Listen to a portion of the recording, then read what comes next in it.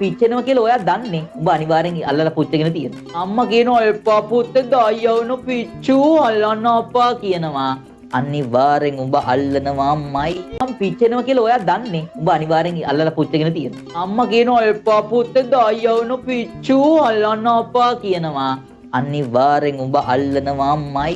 ගయ్యා වුණා කියලා වැඩක් කියලා කියනවා. ඉතින් ඔයාලා මේ කියන්නේ ලැජ්ජයි වම.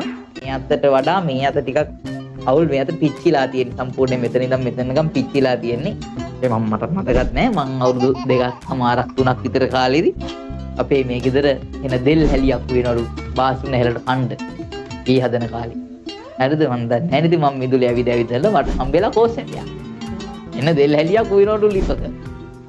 ඉතින් මට කෝස්සැටියක් හම්බෙලා මම මොකද කරලා තියෙන්නේ කෝස්සැටිය අරගෙන ඇවිල්ලා පුතේ ගෙනල්ලා දෙල් හැලියට දාලා.